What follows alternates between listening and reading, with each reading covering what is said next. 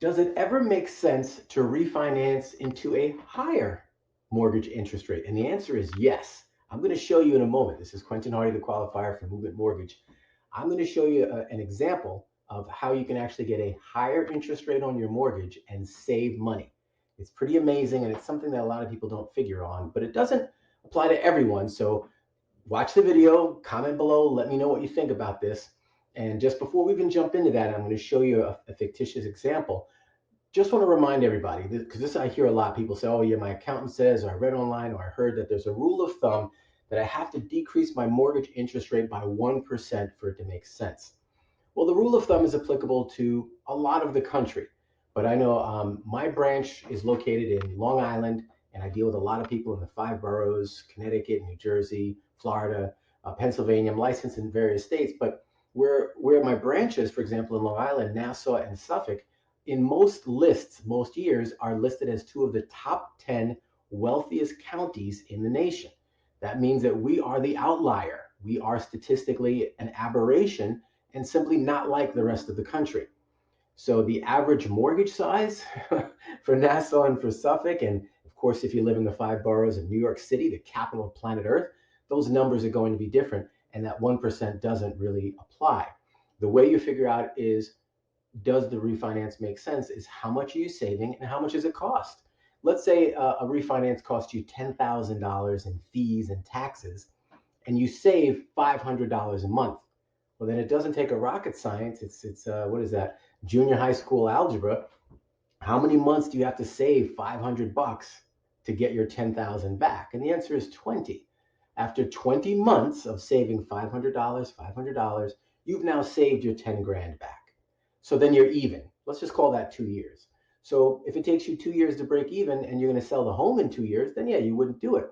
But if you say, no, we plan on being in this house for 5 years or 10 years, well, after the end of the second year, then those are true savings, and a refinance would make sense, regardless of if it was a 1% reduction or not. Now, for the second thing, I want to show you how you could actually refinance into a higher interest rate. That's right, a higher interest rate, and save a bunch of money. Okay, so what you're seeing on your screen now says debt consolidation and annual review. Now, this is a fake debt consolidation and annual review, but if there's anyone out there watching this and you want me to do a personalized debt consolidation and annual review for your mortgage situation, I'm more than happy to do it. And for some of you, it'll make sense. You'll actually save money. And for some of you, it won't. This is not applicable to everyone. So this says refinance, and the existing property I'm using is 123 Main Street. So that's a fake fake address, obviously. And what you can see here is we're saying that the person purchased this home for $500,000, $1,000 a month in property taxes, and that they purchased the home October of 2019. They've got a couple of credit cards and a couple of car notes. And as far as the car note, this bottom one, 19,750, and the 565 payment, that's actually the average car payment and average car note balance for a new car in the United States today. So that's new. Actually, pre-pandemic. It's higher now during the pandemic. So they got a one car they bought not too long ago, another car that they bought further back, and a couple of credit cards. Now, this can be even more impactful if you are someone who has student loans, more credit cards, more cars than this, maybe a home equity line of credit or some other second or third mortgage on your house, um, personal loans, any other kind of financial obligation. Now, one of the things that's interesting is also this tool shows that a house bought for $500,000 in, let's say, the New York area back in 2019 is already worth 600 grand. So if you haven't bought a house, I don't know why you're watching this, but because this is for refinance. But if you haven't purchased a home, there is a really good reason to do it. Realize that just buying in 2019 and paying your mortgage, this person has accumulated $100,000 in equity. Now, we're also saying that they've never refinanced. They just bought it in 2019 and they put down 20%. Now, so they got a $400,000 mortgage back in October of 2019. And there's the balance now. They'd be down to about 382. Now, if you put down less than 20%, if you've got an FHA loan with PMI, then there might even be more benefit and reason to refinance. So all the more reason to reach out and set a personalized consultation. And I'll put together a presentation just like this for you. Now, when we scroll down a little bit more, it shows here's your existing loan and the proposed loan. And when we look at the principal and interest, it's like, well, why would I do this? I'm going from a $1,741 a month principal and interest payment to a $1,840 a month interest payment. I'm going up 0.5% on my interest rate. I'm going from 3.25 in this particular fake example to 3.75. And I'm just using fake round numbers. And we're saying that it costs $15,000 to refinance. So there is a cost associated with this. Would this person still do it, and would they benefit? Well, obviously you say, well, the taxes, insurance, and my homeowner's insurance, that's all going to stay the same. So my payment's essentially going to go up about $100 because I'm getting a higher interest rate. So does it make sense to do this? Well, the person is probably going to say no. And why would I refinance and get a higher interest rate, higher principal and interest, and just spend $100 more? But here's where it becomes magic. You see the monthly deficit says 99. I'm just going to call it 100. That you're about $100 down. But what if we included the credit cards in the refinance and paid it off? Well, now the balance of the mortgage is going to go up by the balance of the credit card, $17,500. But the $450 a month credit card payment is gone. So now you're actually saving money.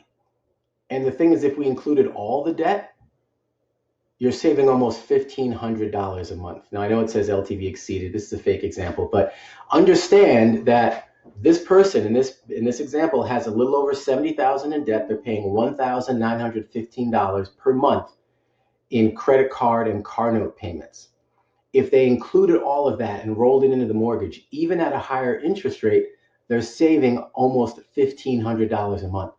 So here's an example where going up 0.5% in interest rate actually saves you about $1,500 a month. But wait, it gets better. What would happen if the person said, well, I'm comfortable making these payments, I can handle them? You could then take that $1,000 in this example, I know I said $1,500, $1,491, and say, well, just apply all of that to your current mortgage, the new mortgage that you just refinanced. And what will happen is that you will have that loan paid off in 13 years and 8 months.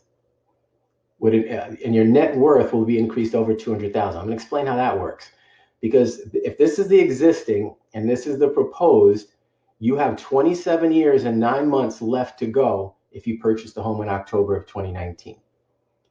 If, however, you take that $1,491 in savings, put it towards your principal, you'll now have the loan paid off 13 years and 8 months. You've now saved over 14 years of mortgage payments. But what does that mean? Well, when this mortgage, the new mortgage, is down to zero, the mortgage that you would have had a $236,000 balance. So that means that your net worth 14 years and 1 month, or 13 years and 8 months later, your net worth is $236,000 ahead. It means that your net worth would be $236,252 ahead of if you had just stayed in the lower interest rate mortgage. So your net worth is going to be worth almost $250,000 more by refinancing into a higher mortgage interest rate. That does sound like a benefit to me, and not one that most people would expect. But of course, you got my phone number. Reach out to me, shoot me an email, and let's find out. Maybe we need to do a personalized consultation for you to find out if this is your situation. Kaizen.